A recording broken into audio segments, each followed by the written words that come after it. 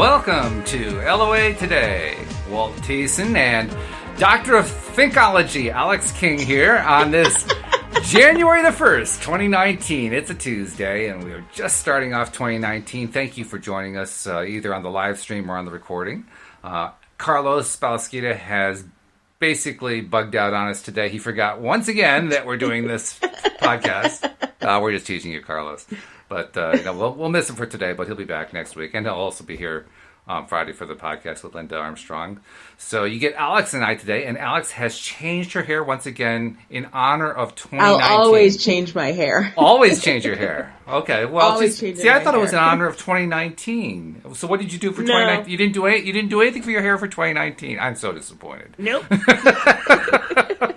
But I'm still in makeup from last night. Like, it doesn't come off. It doesn't come off? Oh, no. That's like a horror story. Oh, I can't get the makeup off. Help! Well, you're in good spirits despite all that, so that's a good thing. Congratulations. I am. And I saw your dog was behind you a moment ago. I don't know what happened to him, but... he went back upstairs. Oh, okay. I was kind of expecting him to join the podcast or something, but maybe... I was too. Yeah. Well, that's the way that goes.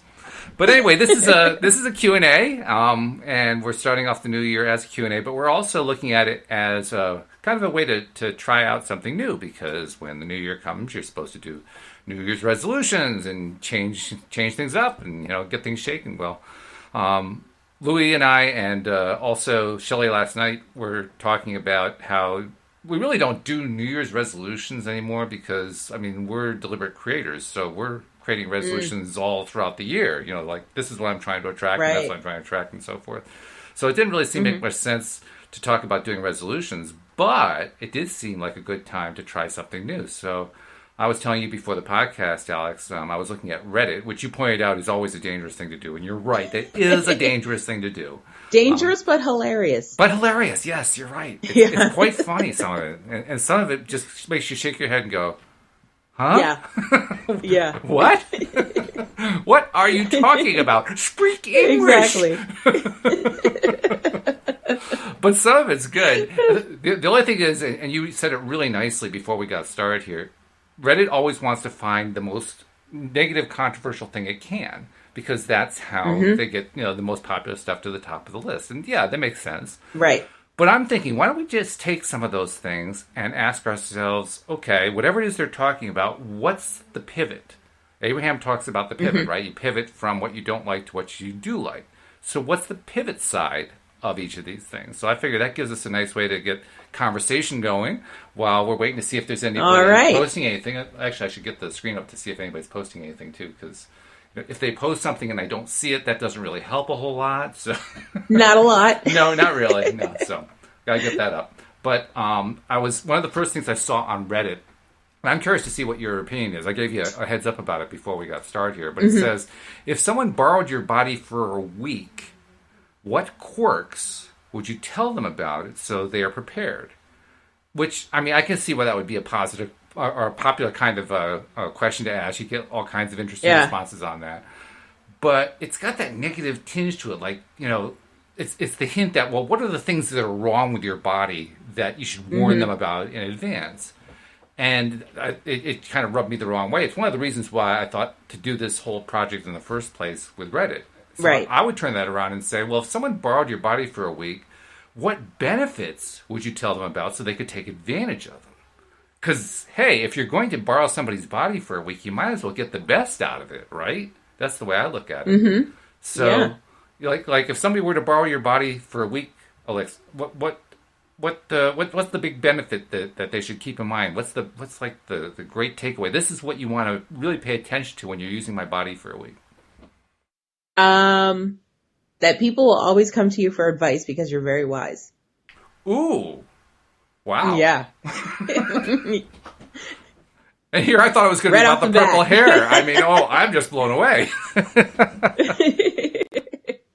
That's an interesting one. Well, actually, we don't often think about wisdom being associated with the body, but you're right, because ultimately the human mind in the individual personality is very body-oriented. Without the body, the personality kind of stops being that same personality. It doesn't stop existing. It's just not that personality because of the body. That makes a lot of sense. So the wisdom, yeah. And well, it's also there's a lot of people who talk about the body having its own wisdom too. So paying attention to the wisdom of the body, so to speak. Yeah. So is like that when your knee starts to creak when a thunderstorm happens? Right. Yeah, that kind of thing. Yeah. So was that part of what you had in mind when you said that? Yeah, we can include it. Sure. Yeah, sure. I'll take that. Sign me I'll up. own it. I'll take 2. Absolutely. Well, that's funny. Okay. All right. I'll buy that. I was asking myself the same question. What would I, and the reason I'm looking over here is I'm trying to get the Facebook comments up so I can see them. But I asked myself the same question. What would I want to point out to somebody? And I think probably the obvious thing where my body is concerned is my height. I'm 6'8". And the one thing you want to take advantage of when you're 6'8" is you can see over everybody. Oh. Right? So you're just looking at all the bald spots. Well, you see all the bald spots. Yeah, if you really want to look for those, yeah. But I mean, it's like you're in the store and you're trying to find something. It's really easy to find things when you're tall. Because first of all, you can see over everybody else, so nothing's really getting in your line of sight, so to speak. Mm-hmm. And plus, you can see stuff on the high shelf that nobody else can see. Yeah. Right? But the only thing that's going to trip you up when you're tall is the stuff that's on the bottom shelf because it's way, way down. But other than that... And that's where all the cheap stuff is. That's where they put all the cheap stuff. That's right, yeah. So that would be my first piece of advice. Take advantage of the fact that you're in a tall body and, enjoy that fact. Mm-hmm. So, yeah. So learn some basketball skills, get that going. Well, not for me, you won't.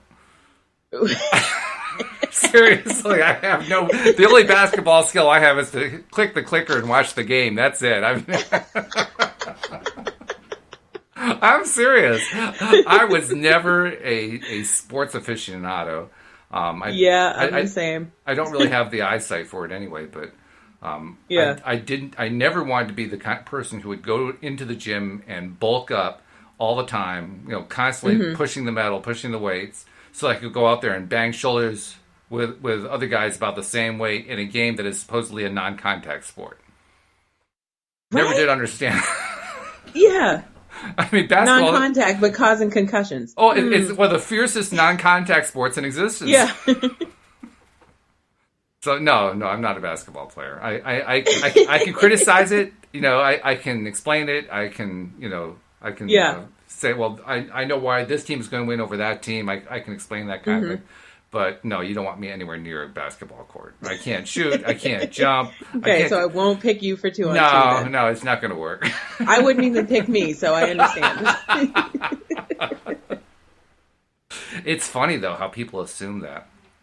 Because they do. Of your height. All my life, they're like, you're so tall and you're black. You should play basketball. Yeah, like that way. What is it that about skin that makes you a better basketball player? Could you please explain that to me? I don't understand. I have no idea.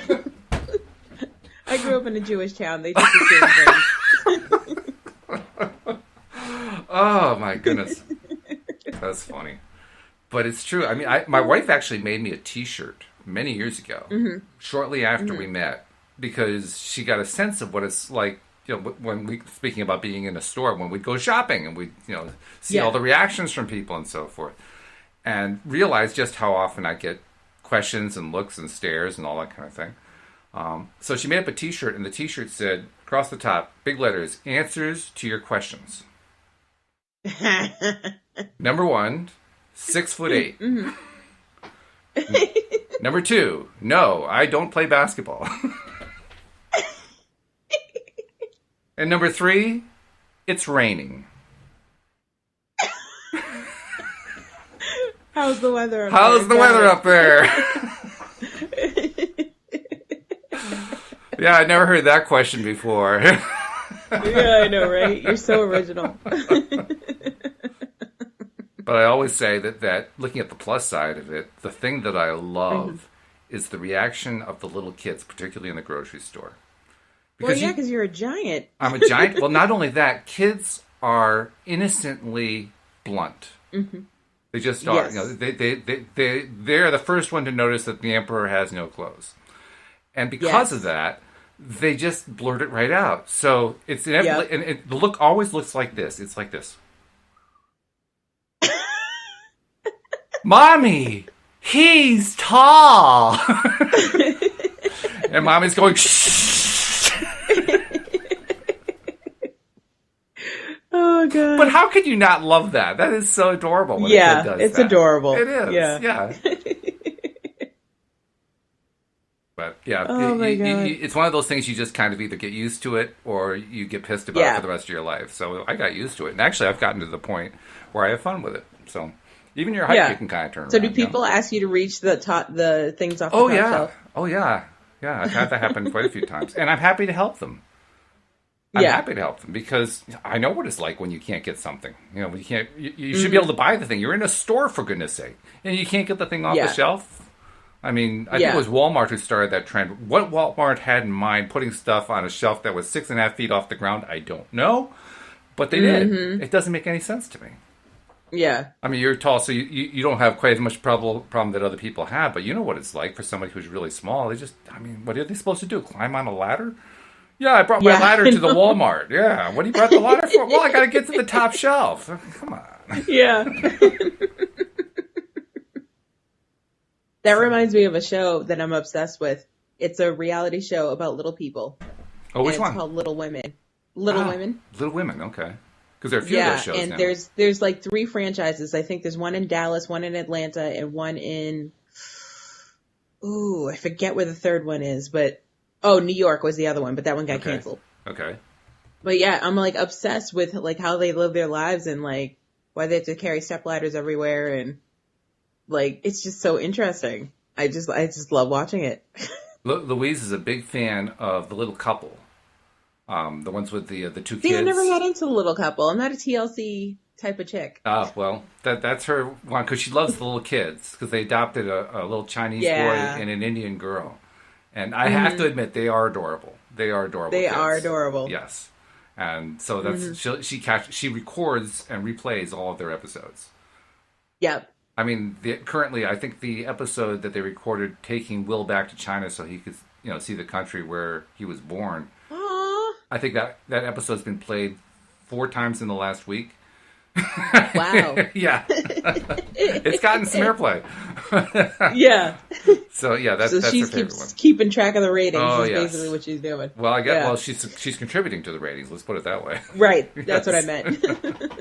Yeah.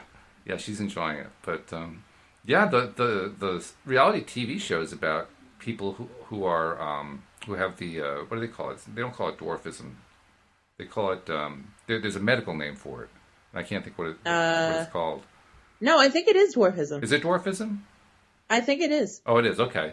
So people have dwarfism. There are quite a few shows these days that feature them. Mm-hmm. There's one about what's it called? Seven Little Johnsons. Is that what it's called? Something like that. I don't know. Never heard of that one. I've never watched it, but I've seen it advertised when she's watching The Little Couple. Yeah. So. And then the one you just talked about, so that's 3. That's pretty big right there to have 3 different shows on the same topic like that. Mm-hmm. I think they call it piggybacking, don't they? I think so. They find one thing that works, and then let's piggyback on that. Let's do one just like it. Exactly. We can steal market share away, right? Exactly. Except we'll do it in 3 cities. Exactly. Well, I think they were trying to copy or piggyback off of like the Housewife franchise. Oh, yes. So like how the Housewives, there's like one in every state. So I think that's what they were trying to go for. Yes. Welcome once again to Housewives of Are We Driving You Crazy Yet? That's what this is from. I'm not going to lie. Atlanta is my favorite. It really is? It really is. How can you tell them apart? I mean, to me, they're all... Well, I don't watch any of the other ones. That's how I can tell them apart. Oh, okay. Well, yeah, that would make sense. Although I used to watch New Jersey, but then it got too ghetto. I couldn't take it. We were flipping tables. I was like, I gotta go. I can't. It's like the old adage. I mean, if you light your hair on fire and stand on your head, you'll draw a crowd every time, and that's what they do. Yeah, basically. That's what it amounts to. So... Yeah, I kind of like the new thing we're doing now of trying to flip everything around. We may not be able to stop them from lighting their hair on fire, and I really wouldn't want to try anyway. But maybe we kind of redirect the attention away, So yeah, let's see what else we got here. going over onto the Reddit site because I don't see. Well, Nasha is posting up a storm. So hi, Nasha. I want to make sure I recognize. Hi, Nasha. I don't really see any other questions on there. Let's see. Well, there was a really cute one. It was a little short video of a cat, and it was labeled. He thinks that we're playing hide and seek, and the video plays, and this cat walks across what I presume is a shelf over to one of these dividers that get used on a desk for like dividing folders and so forth, and crawls into one of the divider spaces with his back facing out. If I sits. That's it. Yeah. So it's like he's trying to hide in the divider. That was cute, I have to admit. Yeah. I don't know of a way to turn it more positive than it was because it was already positive, but it doesn't need to. So. Yeah, I was up the other night for 3 hours watching dog videos on Facebook. Really? Yeah. They're just so cute. Like funny ones? Oh, cute ones. Oh, okay. Oh, okay. Yeah, that's ones, good. Funny ones. That's actually a good kind of thing to do because, I mean, more and more people, I think, are beginning to realize that the kinds of entertainment that you get from the major entertainment conglomerates is not going to be uplifting. So they start finding their own uplifting kind. And that's one of the great things that social media has done is it's provided a way for people to share things like cute animal videos and you know, funny videos and stuff like that. Stuff that is quite alternative to what the mainstream media want to show us, but I think in many cases it's quite superior. So good for you for finding that. I agree. Because it's a good way to help lift your mood. I mean, we talk about this being your daily dose of happy, and we say that because the main purpose of getting into the happy zone is that's where we do our best attracting. Why not use a YouTube video or a Facebook video to do that? I think it's a great idea. Yep. Yeah. So, let's see. Okay. What else do we have here? 150 Years of Anger. Definitely a bad title. I agree with that. So I'm just going to skip that one. How about 150 Years of Joy? Now, I agree. That's a long time. Now, that would actually be a relatively short movie. True. I mean, you could actually do that one in 2 hours, probably. But but God. 150. Or it could be like a twist on the title, like The Pursuit of Happiness, because there was nothing happy about that movie until the end. I'll take your word for it. I never saw the movie, but it makes sense. I've never seen it. No, you never saw The Pursuit of. You have to see The Pursuit of Happiness. Why would I want to see a movie that is so miserable?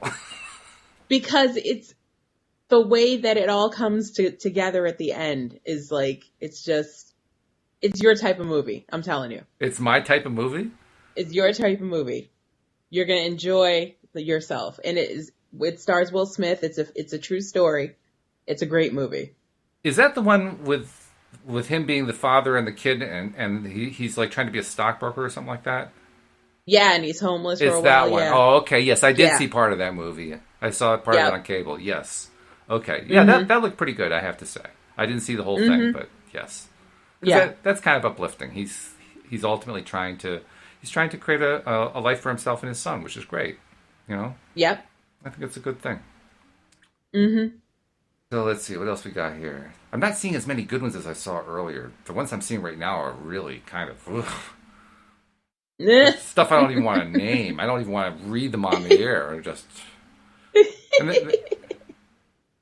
well, here's this one's pretty negative, but I'll read it anyway, just because I want to point out how it really points and focuses at the wrong stuff. Okay, it says. Removing fluoride from the water in Juneau, Alaska 12 years ago led to a significant increase in dental cavities, according to an analysis of Medicaid dental claims. That's kind of a downer headline, you know? Yeah, a little bit.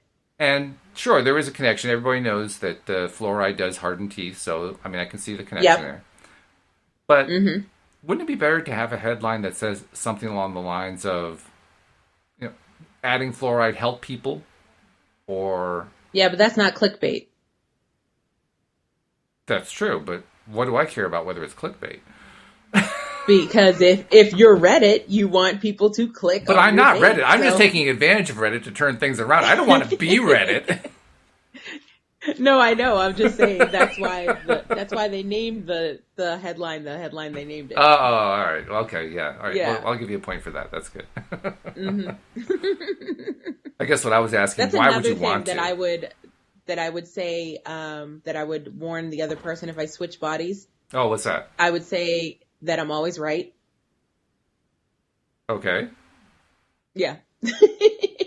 When in doubt, I'm always right. Go with your intuition. Well, that actually matches up with what Abraham says. Because Yeah. Abraham says you can't get it wrong and you'll never get it done. Mmm. Right? Which I like it. I even like to make that one more positive. I turn it around and say you always get it right along the lines of what you're saying. And Yeah. the road goes on forever. Yeah. So I like saying it that way. But it's basically the same thing as what you said. Yeah. You're always right. I am. And it's true. It's something, it's basically a reminder of how are we going to look at stuff. Because our typical tendency is something doesn't work out the way we want it to work out. So we say, well, it went wrong. And then we start getting frustrated about the fact that it went wrong. And then we're focusing on it. And then we're telling our friends about how it went wrong. And then we're telling our mom about how it went wrong. And then we're repeating it to the friends about how it went wrong. And then we just start wondering why we fall into a negative vortex. Yep. Right? Yep. So very true. You start with the perspective that everything you're doing is perfectly appropriate for you and for what you're doing in your life. That pretty much eliminates that negative vortex. It's gone at that point. Yeah, facts. Yeah. So I like that. So you're always right. Yep. It's a lesson people learn very quickly. About you or in general? About me. About you. Oh, okay. Yeah. Okay. So you just slip on the body. It's like, oh, yeah, I'm always right. Hey, this is easy. It's like, just so you know. Just so you know. It comes, it's a blessing and a curse. Why is it a curse? Because your friends come to you with advice and sometimes you have to give them the not so good news. And you're usually right about the not so good news. Okay. I'll think about that one for a bit. Like if one of my friends was coming to me and saying, I think my boyfriend's cheating on me, and they're listing the things that are making them feel this way, and I'm like, yeah, probably. Oh, I see. And that you see that as somebody seeing that as a negative? Is that what you're saying? Because I don't see that as a negative. Well, in the long run, it becomes positive, but in the moment, it's like you don't want to be right about something bad. But at the end of the day, people are like, you know what, you were right. I'm grateful you were there for me. See, I guess I just don't think about that as being right or wrong. Maybe there's something wrong with me, but I mean, literally, I don't see that as being a right or wrong issue. I see that as being, identifying this is what's going on. Yeah. So is it wrong to identify what's going on? I mean, it's not. No, I don't say it's wrong. If it was wrong, I wouldn't do it. Yeah. So I don't think right applies to it. I always tell the truth. So whether you want to hear it or not, that's that's how it is. Okay. So your name really is Alyx then? Yes. Okay. Well, okay. It's Alyx. It's Alyx in the shortened version. But it's actually Alexandria. Oh, okay. My name was too long. My name was too long when I was a kid to write on paper, so I just shortened it to Alyx. That's a long name. That's quite understandable. And especially when you had like the Scantron sheets, like I couldn't finish my name. Yeah, right. So it would be Alexander on all my like standardized tests. Okay. And I was like, okay. Yeah, I can understand. Now, did you put the Y in, or is that the way your name was originally spelled, Alexander? Originally, it's spelled Alixandrea. Okay. So when you shorten it, it's with a Y. Was that a choice that you made to put the Y in? Yep. It was. Yep. Oh, okay. Yeah. So that really does mark you as an individual then, because I don't think I'd ever seen that. Alyx. Nope. Yeah. So very good. Okay, you made it your own. Very easy to find me on Facebook. Yeah. Yeah, that's true. That's very true. And I appreciate that when I'm typing in the co-host name because you pop right to the top of the list. It's really simple. Because I'm always on top. There man. it is. That's how there I it live. is. So let's see. Do we have any questions? Nobody's... Oh, well, actually, Nasha has a comment. She says, but Alyx, the truth saves them from a lot of negativity in the future. Facts. That's why I don't mind doing it. Because they need to hear it. Because obviously their other friends aren't telling them the truth. Now, do and you that's harming them in the long run. Now, Nashi and I were having staying... a conversation about this earlier. Do you volunteer the truth if they're not asking for it? Sometimes. Because I was in a hard situation where a friend asked me a question, but I mean, up until this point, we were just talking about it. She was just venting. So I was just listening to her and I didn't agree with what she was saying. And then she finally asked me, well, what do you think? And I was like, So she did to be ask honest.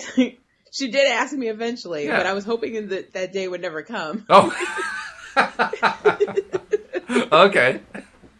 But being the good advice girl, it comes with the territory. Yeah, no, I think that's fair. I think what we were talking about earlier, Nasha and I, when we were chatting online was, what if someone is, in your case, you described somebody who was venting. Okay, so they're venting, but they're not actually asking you for advice. They're not asking you for something.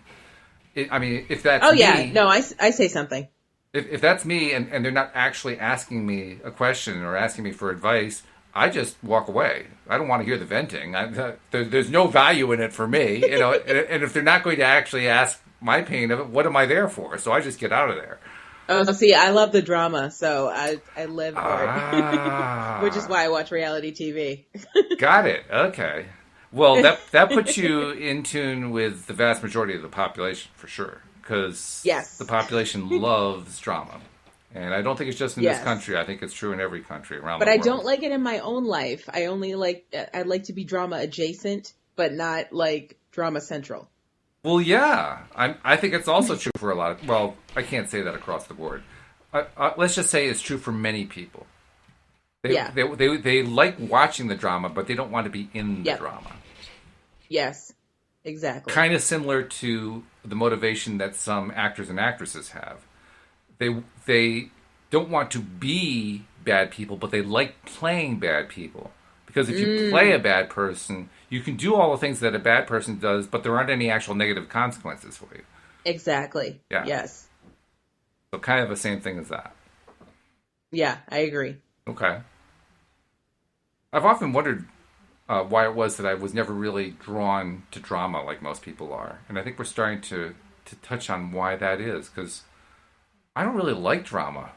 I mean, sometimes I do. Sometimes I do. You don't like the shock and awe? Not really, no.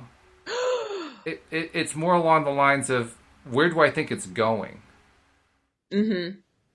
I mean, to draw on one of the classics, Star Wars. When Star Wars first came out, you could sense where it was going. You could sense Luke growing into this world-class Jedi. And I wanted to see that. I wanted to see him do that. Most people were jazzed by what's going to happen with the Empire when the Empire strikes back and all that. And I could care less about that. Wow. Really, I didn't care about that at all. That was like, oh yeah, I guess that's part of the story of how Luke becomes a Jedi. But it was only incidental as far as I was concerned. But for everybody else, for most people anyway, that's the part that it's the more popular of the three movies. The Empire Strikes Back. That's the most popular one. Mm-hmm. And it's like when I heard that, I said, "Really?"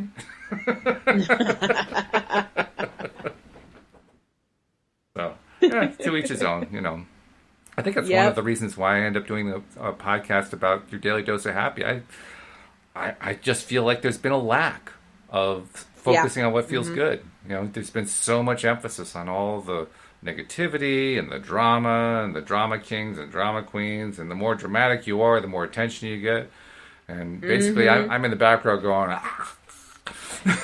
i.e. the internet, the entire internet.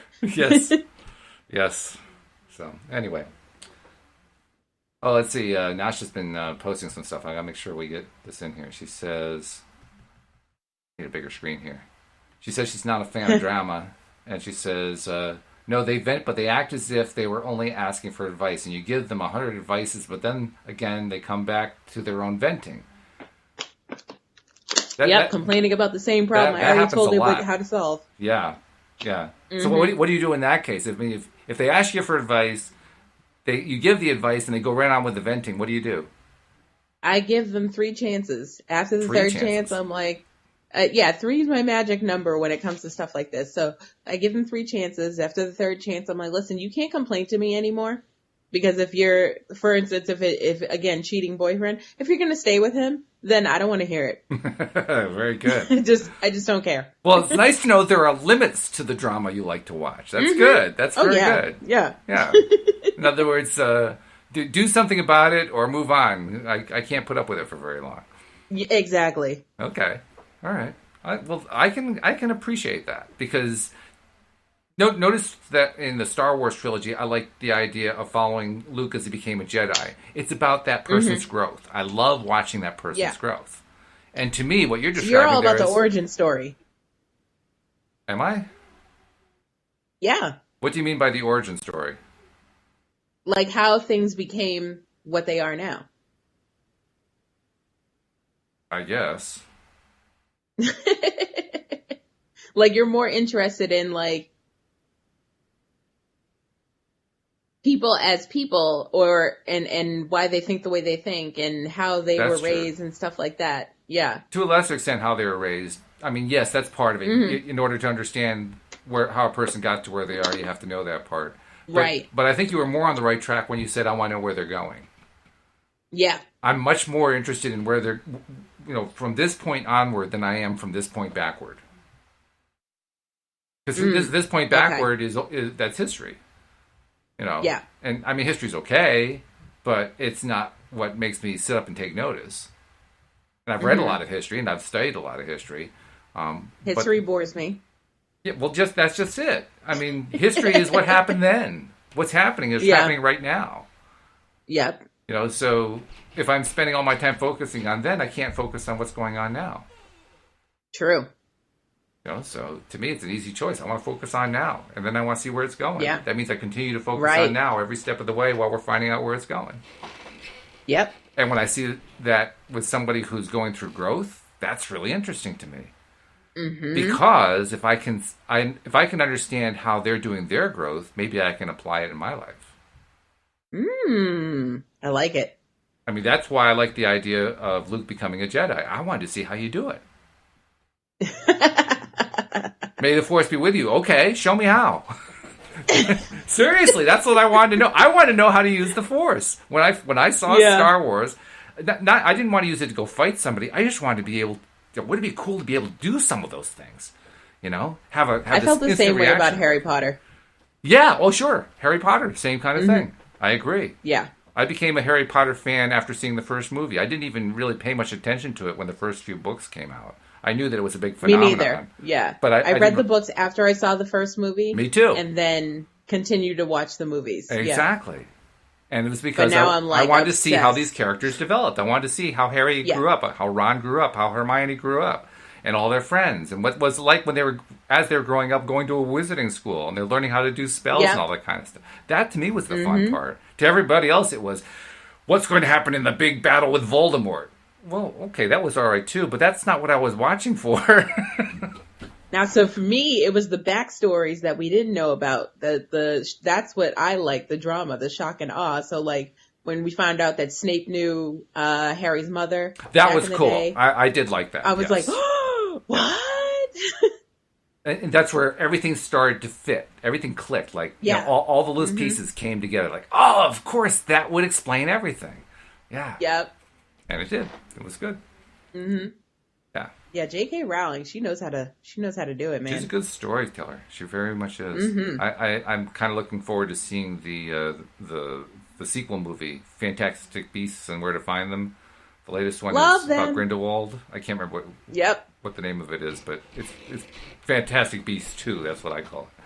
But I'm looking forward to seeing that one. I think it is Fantastic Beasts 2.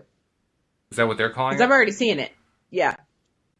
Now, I've heard some different reviews about that one. Some people panning it saying, oh, it's really not very good at all. All they're doing is rehashing It the wasn't first as one. good as the first one, but it like lays the groundwork for the next one because there's so much that goes back in history, and it's like, oh, really? Okay. And I don't want to spoil anything, so I won't say anything. But still, oh, good. We don't have to put out a spoiler history. alert. Yeah. Okay. Yeah. That's good. No, that's though. my show. Well, I would think also they have to some degree, they have to tie into some of the early history that was told in the Potter series, because some of that was covered in the Potter series. They do. And I have to assume that somewhere in there you end up with the duel between Grindelwald and Dumbledore, because Dumbledore defeated Grindelwald. We know that, so that's got to play into this story somewhere, I would think. Well, I think that's upcoming in the third movie because that's what they laid the groundwork for, or why why the battle is happening. Mm-hmm. And do they make any reference to the fact that Grindelwald has the unbeatable wand? I don't think he has it yet. Yeah, he does. Because does he? Yeah, because in Harry Potter's series, we learned that he stole it from... Who did he steal it from? He stole it as a young kid. Remember, he's leaping out of the window as like a teenager, and he's grabbed the wand. No, I don't remember that. I can't remember who he stole it from. I think he stole it from a Russian wand maker. Okay. But yeah, and that I mean, if you're going to steal a wand, that's the one to steal. Yeah, well, that's what Voldemort thought. It didn't really actually work out for him very well, but didn't work out for him. No. And since we're talking about Harry Potter, I want to share with you the one thing that that really stuck with me more than anything else. And you're going to say, "What? Mm-hmm. That's the one thing that stuck with you, really?" No. It was that Harry was actually the possessor of all three of the Deathly Hallows, but not all three at once. Not all three at once. Yes. He came like within minutes of having all three of them. Yeah. Right? But moments after that was great. Moments after he dropped the Remembrance Stone, he gets the wand. And then I'm like, he's so easy breezy about everything. He's like, oh, it's just, these are just, relics. I'm just going to leave them in the woods. It's fine. It makes sense, though. I mean, you talk about being a person who likes to know the history of events and people and so forth. His history is what makes sense out of that. Because for him, the most important thing in life is having parents who love you. Because he didn't have parents. The Remembrance Stone was the closest he had to having an opportunity to actually talk to his mom and dad. And he could tell, he was smart enough to realize even that is ephemeral. It's not going to last very long because he just can't constantly spend his time just talking to a bunch of spirits like that. So he has to go on with life. It gave him a very... he was going to his death, so he wasn't too concerned about dropping a stone in the woods. Well, that's the other interesting thing about that. I wonder, to what degree did he know that he wasn't going to be killed? I don't think he knew. He was prepared to die. Rowling makes it clear he was prepared to die. Yeah. But I'm not 100% sure that he really actually believed that. And the reason I don't really believe that... You think that's what made him braver? Partly that. Partly, I mean, it's not like he was... It wasn't a big shock to him when he found out that he had a piece of Voldemort's soul in his mind. Right. It wasn't a big surprise. It made sense because it explained everything, and it reinforced for him what he had feared all along, or thought. I don't think he even feared it. What he thought all along was that he was going to have to face Voldemort, and that Voldemort was going to kill him. He thought Voldemort was going to be stronger. Yeah. So I think he was kind of already, ready for that, so to speak. So going to die, I don't think that was a big part of his thinking. She did emphasize that he was thinking that, but I'm not so sure it really was a big part of his thought process. And I think he, on some level, he raised the questions pretty carefully when he was talking to Dumbledore afterward in his head.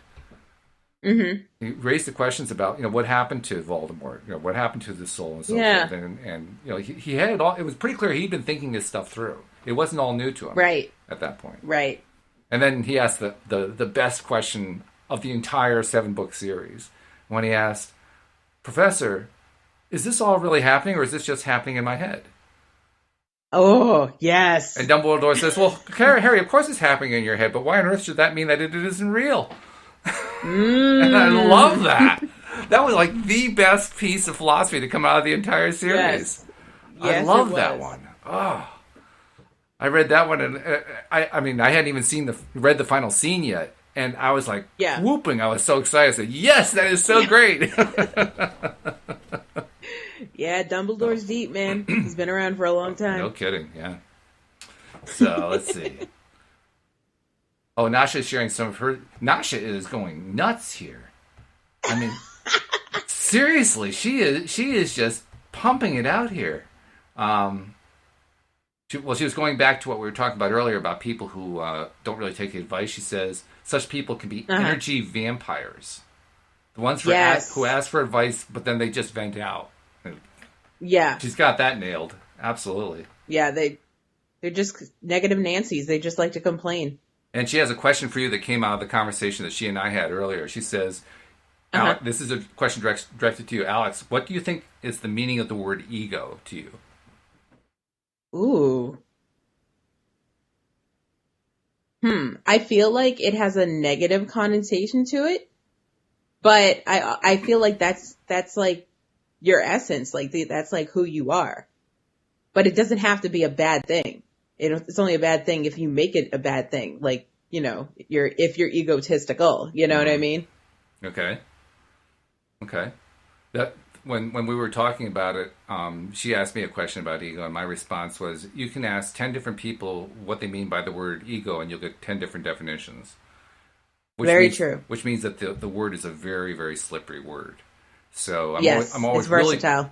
Very versatile, yes. So whenever somebody asks me about ego or egotism or whatever, the first thing I want to know is, what do you mean by it? Well, how do you define the word ego so that I know what we're talking about? Because otherwise, I mean, you can be like this, just not connecting at all. Totally missing the train I'm trying to put on the track. Exactly, yep. You're headed north and I'm headed west. Yeah, it doesn't work at all. Yeah. So, yeah. And the point that I was making with Nasha is, we were talking about the same topic about people who you're trying to help, and are they really open to being helped and so forth. And she'd raised the question about the ego. And the way I look at it is, the ego is usually tied in with the concept of selfishness in some way. And she raised that point. Or pride. Yeah, pride can also be a way that it's tied in. And I think I very much like what Abraham Hicks has to say about selfishness, because they really emphasize just how valuable and good selfishness really is. Yeah. And the way I like to explain it is, I mean, they do a really nice soliloquy on how valuable it is to be selfish, and how everyone truly is selfish, and how it's really a good thing that everybody is selfish. And the way I like to explain it is, can you imagine if we had to go through life living for somebody else all the time? Nope, couldn't do it. I mean, that would be insane. And it'd be miserable. It would be absolutely miserable, especially considering the fact that you really can't make anybody else happy. So you're living your entire life trying to make somebody else happy, knowing perfectly well you can't do it. That's like the ultimate description of futility. Yeah. So I'm glad that we're selfish beings. I really am. Yeah. And the point that I also like to make about the word selfish, usually, this is the Abraham point, usually when people talk about somebody being selfish, what they really mean is that person is behaving in a way that I don't like. So I'm going to accuse them of being selfish. And on some level, it means I want them to behave in a different way because that will make me feel better. Right. But I'm not being selfish when I say that.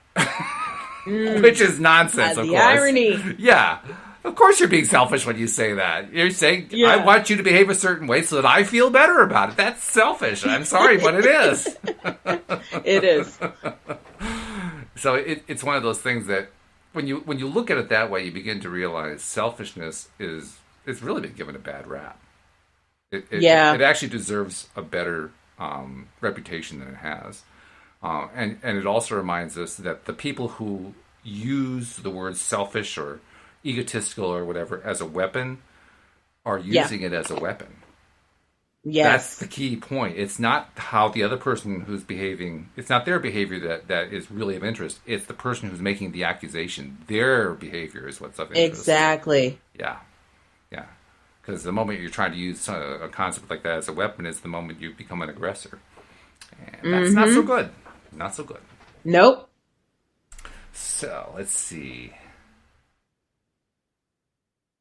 Nasha says, Walt, I've been doing that for years. I don't think she means being an aggressor. I think she means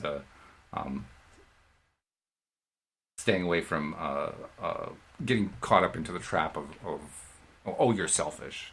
You're so selfish. Yeah. Yeah, because that is a trap. There's no doubt about it.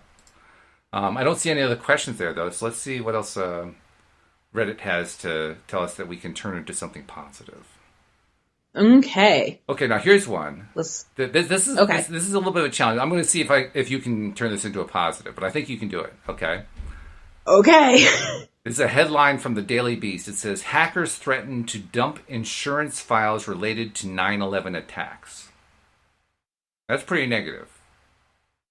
Pretty negative, but I feel like, okay, so we're getting more information about 9/11. This could be good. Okay, that's a good way to start. But then again, I'm bored with history, so what do I need to know? I like that. That's actually a good response.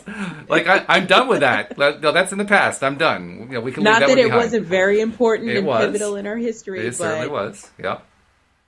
Yeah, it was what it was. Moving on. I mean, that's a great reaction. I like that a lot. I mean, when I look at that, hackers threaten to dump insurance files related to 9/11 attacks. What is it they think they're going to gain out of that? That's like when they started hacking Clinton's emails. Like, what was the point? Just to prove that she doesn't know how to use an email? I mean, there are a lot of people who don't know.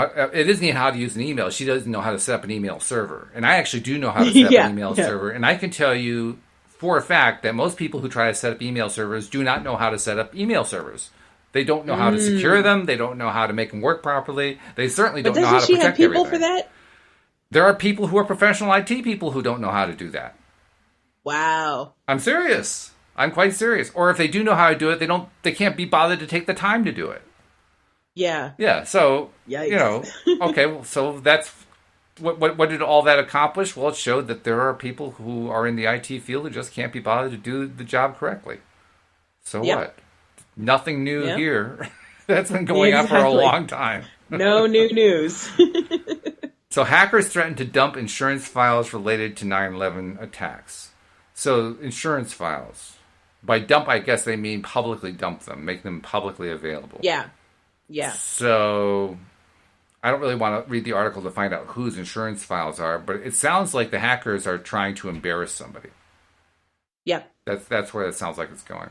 Some CEO somewhere is in trouble. So here's the question that I raise. Why do I care? That's what I'm saying. Why do I care?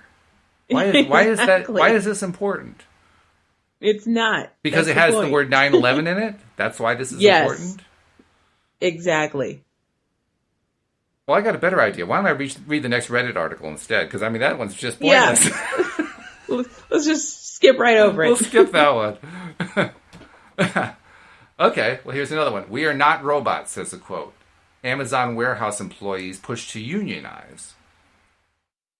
As they should, because I know they have a warehouse in my hometown, and people complain all the time about how they treat them there. Like they try to they only hire seasonal workers so they don't have to pay them, dental and whatever else. Some sort of medical they do get, but like they like to go through the loopholes. So yeah, they should unionize.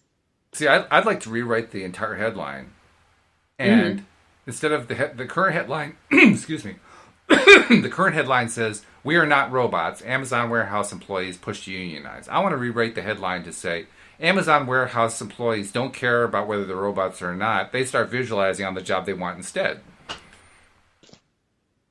I like it.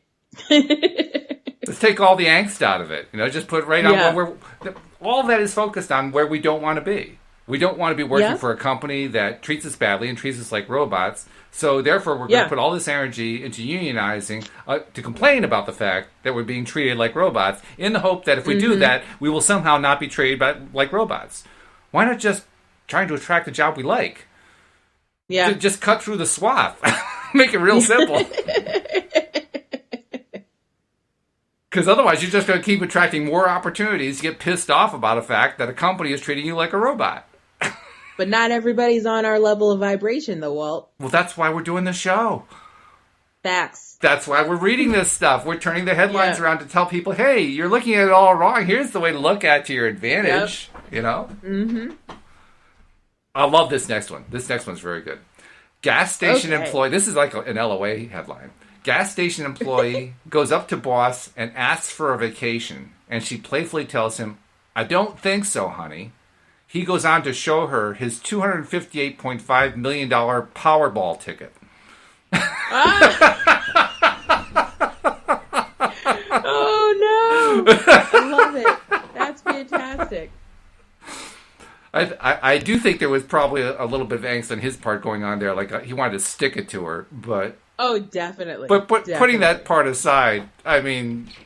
That's pretty cool to have one of $258.5 million Powerball.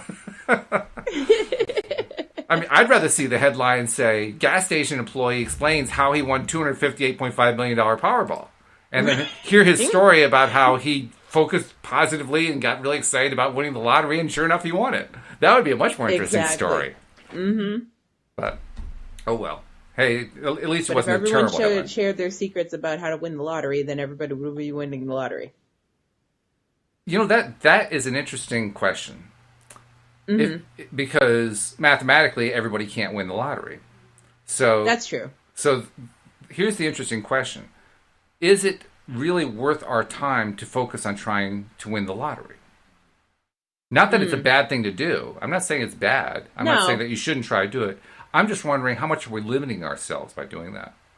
Right. Because we're basically saying... Focus on putting yourself in a better position instead. Attracting what you really want into your life. Yeah. I've really noticed this a lot in my own life lately. And that is all the different ways that I will put out a request. I want to have X happen. I want to attract X. And then I will try to be the doer to make it happen. Yeah.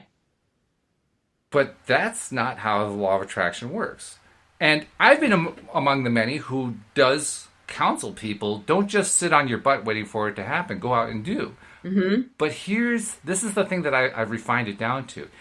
The doing isn't about making it happen. The doing is about going out to enjoy what you're doing. It's finding the enjoyment in what you do. I see what you're saying. Yeah, because if you're spending all your time focusing on enjoying what you do, you've got yourself into that good feeling place. And then it doesn't really matter whether it comes as a Powerball ticket or, you know, a massive pay raise or, you know, getting an inheritance or whatever it is. It doesn't make any difference what it is. Mm-hmm. And more likely, whatever it is going to be tied to what it is that you're loving to do so much. Yep. So, for instance, you get these people who, they have YouTube channels where they have hundreds of thousands of listeners listening to them blurt out their stuff that they blurt out. And it could be on almost any topic. I've noticed lately a lot of people doing... gaming videos. You know, they'll take video of themselves playing a video game. Playing the game, and they'll do commentary and so forth. And they have all these followers. I guess some of the followers are trying to pick up tips on how to be better game players. Yes, that's exactly what it is. And some of them are just listening in because it's nothing negative. It's all positive stuff. So it's a way to escape from all the crap that they're dealing with on a daily basis. And some of them are just tuning in because they're friends of the guys who are doing the video. And, you know, there's like a whole series of reasons for doing it. But the bottom line is these guys have these huge followings and they're selling merchandise and just making their living by playing these video games. They're doing what they love. They don't worry about anything else. They just keep doing what they love. And they keep talking about what they love, and they share with their friends about what it is that they're talking about that they love. And the more that they do that, it turns into an income for them. Mm-hmm. And I'd be willing to bet that the first time that they started videotaping themselves playing the game, they weren't doing it because, oh, wow, I'm going to make so much money doing that.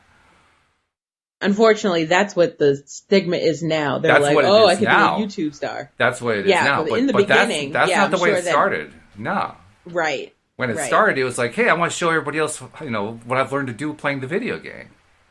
Yeah, exactly. Yeah, look what I learned to do. I figured this out. Exactly. I became really good at doing this. I want to show you what I did. Mm-hmm. And that's the right motivation, I think. That's the one. When you Exactly. get that motivate, that's what motivates us to do the podcast. We do it because it's fun. Yes. Yes, it is fun. And it's going to be even more fun as time goes on, where it actually does turn into an income. But in the meantime, it's still fun. It's still enjoyable, Yeah, exactly. And the more that we focus on that, it may not even be that the income comes through doing the podcast. Mm-hmm. Income could come a lot of different ways. The key for us is not trying to be the doers to make it come a certain way. I mean, you mentioned it just a minute ago, how people see the gamers who are, playing their video games in front of hundreds of thousands, and they want to replicate that because they want the money. And 99.9% of the time, they won't get there. No, they won't. Because they're chasing the wrong thing. Yeah, they're chasing the money. What they should be doing is chasing the joy. Yes. I like that. Yeah. So, chase the joy. Chase the joy. Yeah. We ought to turn that into we should make that a t-shirt. Chase the joy. Yeah, we should. Isn't that a good one? An LOA t-shirt. Yeah. Chase the joy. Well, Bill G, who was on a couple weeks ago, suggested that we should be doing merchandise. And I've been kind of toying with it. We should be doing merch. You think so? Okay. Yep. All right, well, I'm going to make a note then. That's going to be the first. I guess the first one has to be a t-shirt with the LOA Today logo. But that's the second one. Chase the joy. Yep. Okay, so I'm going to write that one down. So let's make it a thing going forward. We'll anything that we think about that would go well on an LOA Today t-shirt, let me know and I'll write it on the list, okay? Oh, I'm famous for that. And I'm like, that should be a t-shirt. Okay, all right. So there's the first one. And then I got to figure out where we're going to find the company to create the t-shirts and do the distribution, because I don't want to have to do all that work. I want somebody else to do that. You can do it online. Well, I'm sure you can. I just got to find the right one. I mean, do you know a good one? Yes, my friend uses it all the time, and he makes me all kinds of t-shirts. He made me a pillowcase with my dog on it for my birthday. Oh, nice. Yeah, and her name was spelled out, and her picture was in her name. It's adorable. That's great. Yeah. I'll have to ask him and get back to you on that. Okay. Because I can't remember the name of the company. It's something clever. But I don't think it has anything to do with t-shirts, so you wouldn't know. That but would fit. It's a printing place, yeah. Okay. Well, actually, now she's made another good point here, too. Like Vistaprint and stuff like that. Yeah, I know you can do that. Yeah, Vistaprint definitely is one particular solution. But Vistaprint, I don't think actually does the processing and the merchandise or the warehousing and processing orders and all that. I want to have a soup to nuts solution. Gotcha. Yeah, I don't want to have to do any of that. Mm-hmm. No, I'm glad to make some money off of it. The place that I'm talking about has you'll have your own account and your own people. Yeah, that's cool. I like that. That's good. All right, so I will talk to my B-Fam and I will get the information. Cool. All right, thank you. I appreciate that. No problem. Nasha also pointed out another good thing, and that is we were talking about how we do the podcast because we enjoy doing it. She pointed out that she likes listening to the podcast just because she enjoys listening to the podcast. So it actually is sharing the joy. It is sharing the joy. It really is, and chasing the joy too. But it points out that even though we have one enterprise here where you and I are doing this podcast, listeners can also be a part of that process just because they're listening and taking. And you do it as part of what you do for a living. With chasing down the premieres of television shows. You love doing that. I love it. I love to get a spoiler. You practically live for that. I do. Right? I mean, that's what you've told me before. Yep. So I love to know information other people don't know and be the one to share it. I'm like, no, guess what's happening? And I don't know why I get joy in telling people that their shows are being canceled. I don't know why. Well, that's just because you would be a flawed human being, except that you're right all the time. If it weren't for that, you'd be a flawed human being. Yeah. Like my friend tells me all the time, he's like, if I wasn't conceited, I'd be perfect. That's right, yes. I'm like, oh my God. Oh, that's funny. But yeah, that's why you do it. Do you do merchandising with your podcast regarding the TV shows? Not yet, but it's definitely something I will definitely get into as it gets bigger. Mm-hmm. Mm-hmm. Yeah, I can see that. Yeah, I've definitely been giving it thought too. Well, okay, we'll have to continue that conversation another time because unfortunately we're out of time with this one. But what do you think? Did this experiment work? Are we doing a good thing here by doing these Reddit headlines? I think so. You think so? All right. Well, we'll keep trying it for a while. The nice thing is the headlines change every day. So, we'll see what goes and see if it works for a while. And maybe we'll even get to the point where people are asking questions again, then we can do that part too. Yeah. So, okay. Well, it's been a pleasure. Thank you for doing the show. I kind of missed Carlos, but it was good just doing it with you and me. That was good. And I like our quality time. We have good quality time. We do. We do. And since it is January 1st, once again, I want to wish you a happy new year and a successful and profitable and healthy and wonderful in every single way new year. And I hope all of your dreams come true this year. Same to you. Thank you very much. I appreciate it. And same thing for our listeners, too. We hope all your dreams come true, and we hope that you'll join us next time here on LOA Today. Bye, everybody.